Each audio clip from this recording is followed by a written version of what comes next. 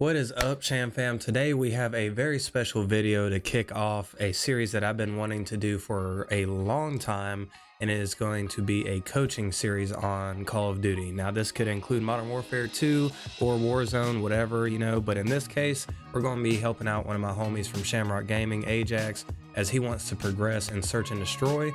Now, Ajax sent over a video of his Search and Destroy game from some custom matches that were pretty competitive over the weekend, so we're going to take a look at it and see what he could improve on. If you guys would like to participate in this series and you want me to take a look and coach your gameplay, whether it be multiplayer or Warzone, please comment down below or reach me on any of my social media platforms, and I'll be happy to look at it and talk to you, and let's figure something out and get it connected.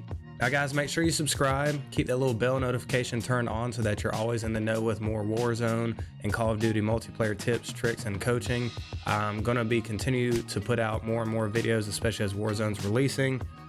So if you guys have any questions, concerns, or things you would like for me to cover, please leave them in the comments below. But enough of me, guys, let's check out the footage and see what he's got. I'm gonna put his settings up first so that you guys can see what he's running on, and we'll speak on those, if we see anything that's out of whack or something he may need to adjust. But keep in mind, most of the time settings are for comfort, as long as you're not using something that's way, just crazy or abstract that just is, to your detriment. So I'm gonna go ahead and put those up, and we're gonna go ahead and get into this footage. All right, what's everybody playing here? Who's playing sub? I'm probably gonna try to hit wide left, right. Just got the knife out, get as far as possible off rip. Turn this down just. So he's gonna go and go for the wide angle here. He is on defense. That just seems like a mic angle. Oh my god, I'm hurting. Pushing up kind of early. They already got a pick. Really no reason to flank. One in the back right. Spots him but gets taken out. Now, this first round, nothing too major other than, you're on defense. There's really no reason that you needed to push all the way up to the flank off rip. You've already got a pick. Your team's holding positions. Nobody's lost control of any site. And there's really no clear comm as to where somebody's sitting. So you're kind of just risking your life for no reward for the team. But I would just hold it a lot more passively. They've got to come to you, and instead you're forcing the battle and running right to them, which they're hoping to level the playing field. So he's going to hold a long angle. M4 build's kind of more for a flex. Spots guy far right, gets pretty hit hard. Okay. Good trade. That scared me. He knows I'm planning. Okay. Yep. Y'all gotta give him help. It's cross. No, one shot. I mean, he's holding this longer angle. He's holding this longer angle that he takes a battle with this M4 build. That's more so for like a flex weapon. It's got a little more ADS SMG type feel. It could still win that battle, but depending upon the opponent you're playing, if they're holding that long angle with a better built AR for range, you might be SOL there in that fight and you don't get away with your life. Other than that, he tries to rotate to help the plant, and just misses his shots. That's more of, an aim issue versus really anything that you could fix necessarily, unless you wanted to pull back and rotate that way to help your team out. But, I'm not really going to fault him for that too much. Just maybe pick a better approach to the bomb site. Other than that, unlucky, you move. They were rotating to and found you first. Let's see how he adjusts. See how he adjusts here. So he's going to go B instead of the wide A angle to play defense this time. He's going to hold another long angle with this build for an M4 I don't necessarily agree with, but, hey, confidence. Saw one, kind of near stairs. Got a couple shots. He's at least got the information. Comm's coming out from the team a little bit. There's a guy on the hill behind him holding a long angle, but I don't know what information he had that he needed to start moving around like that and get shot in the back as he's rotating. As you see here, he gets antsy after the initial engagement. And after the initial engagement, he just pulls off of the building and he goes far left. It's not a bad rotate if he wanted to stay on that back corner angle. But right here, if he would have just stayed right around this wall or even the truck and just kind of play both angles, communicating with this guy that's back here on the hill, been a much safer position. there's no need to rotate out. He starts to act like he saw somebody rotating earlier, and I'm not really sure what information he got that from, because I think it was his teammate that he just saw. So that's, you know, a little mental error there. The plant goes out, and you can see he wants to immediately rotate. This is where you got to think, what's the smartest rotate? A lot of times people are just going to take a direct path there, when in reality, you got to think about the angles that the enemy team's already got set up and holding. The other issue we have is right here, he pops dead silence just to go through a door. If you're going to pop dead silence, one of my pet peeves, and I know you can't always avoid it, but one of my pet peeves is that you're popping dead silence just to cause an audio cue right after. So I don't really agree with the dead silence plus the door. So, you know, try to plan that dead silence use a little better and be more careful on your rotates, especially on defense, because now your team's forced to play a man down on a retake situation with bomb planted. Going to see how he adjusts to his attack now. You know, he's had a little time to figure out the other team. So the call comes out from the team to bum rush A. He's going to swing wide left. Stuns come out. A lot of people getting shot, hit. They've already got one kill. Bomb carrier's hurt. One starts to push. He gets a kill to cover him. But there's one above him that ends up refragging. So what I like on this swing left, you know, he's covering the bomb planter, covering a popular angle right now. But he just goes into the spastic mode right there. So the only beef I have really with it, you know, is play this angle up by the antenna. That's perfectly fine. Make sure your left's clear first, and then immediately rotate back to hold this angle that he's holding. So I think what happens is he either sees this guy start to rotate first, and that's why he's moving to get a better angle, but you can just let the kill come to you. Just let the kill come to you right here. Because yes, you're on the offensive and your teammate's hurt, but he's in a position where unless he just dies to utility, you've got the angles covered and you can help put pressure on that enemy player. So, you know, as the play unfolds, he throws a frag, and I think he panics because he didn't expect the guy to already be pushing. He sees the guy and he puts good shots on him, ends up getting the kill to cover the bomb planter. Bomb planter gets killed anyway, whereas if he would have held this position and cleared this left side already, or at least known if somebody was there with the information, then they could have played it a little different, or the bomb carrier could have backed off a little bit and he adjusted his play style on this antenna. Now, when he sees this additional player that got the trade on the bomb carrier, I think a lot of old school Modern Warfare or Vanguard habits kicked in, because right after his kill, when he goes for the second guy, watch how many times he jumps here. 1, 2, and it looked like he was about to try and do a third one. I wouldn't agree. You know, my advice for that individual fight, one, you should have cleared that site, you know, but, you know, hindsight's always 20/20. But when you're fighting, you know, just put your aim on them, start getting shots, especially when they've got the surprise on you. Jumping once may help you, but don't keep trying to jump spam in this game. It actually hinders you a lot more than anything, and it slows down your ADS time. So he's had plenty of time on both offense and defense to kind of get a flow going. Let's see how he does. This is round 5. So he decides to go mid this time. He's got the AR. This is something I want you all to understand when you're playing any FPS. When he shoulder peeks, he gave himself no time to figure out what he saw. Shoulder peek once, right there, he just shouldered real quick. He saw a little person there, or if he, you know, something that looked like a person, maybe a person. He hasn't even registered in his mind yet that he saw a person, right? And he gets hit and re-shoulders it. Shoulder it once and give yourself about a half a second to a second for your brain to process what you just saw. So Team Calm comes out. They're going to go to the far right and just kind of send it. So he's going to take kind of this alt mid angle, looking at the popular spot. He's shouldering it, kind of doing that thing. Just fine. He's not getting shot at right now, so it's not a huge deal. But this one's tough because you got to try and make a play. He pops dead silence, goes up to a ladder.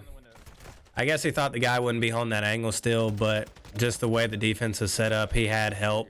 You have to try and make a play. I would just say slow down and think about the play you want to make, because you still had plenty of time.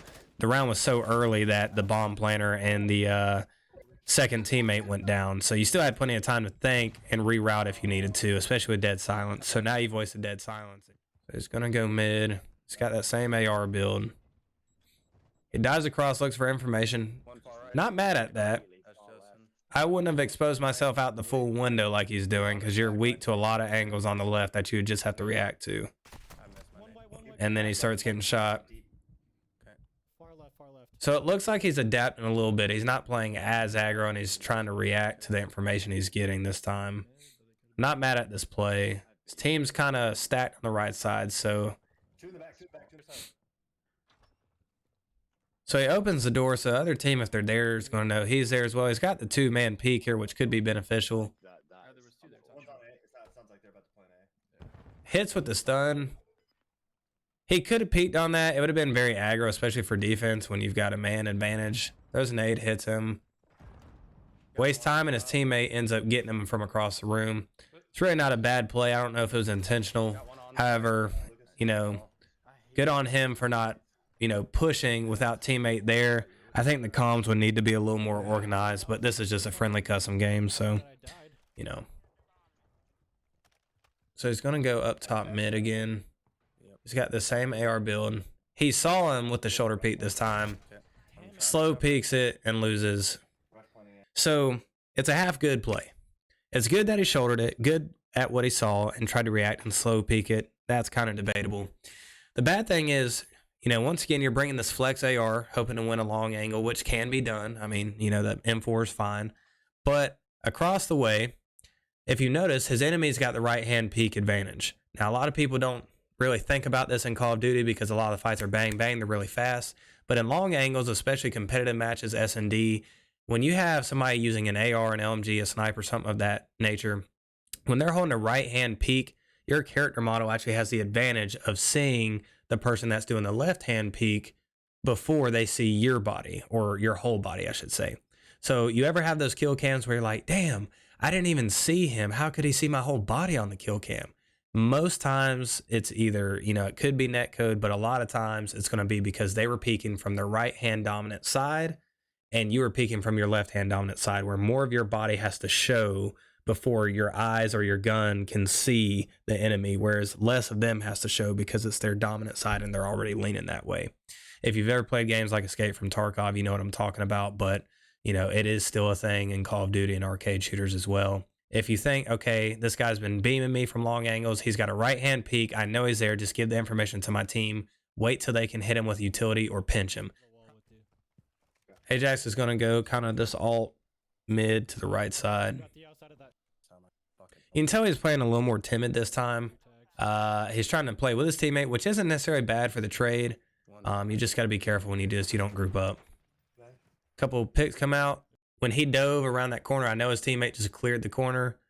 Do not dive forward in an aggressive manner towards the enemy or where you think the enemy may be. Only dive when you're trying to evade fire or you're trying to get around the corner and then turn around to start shooting.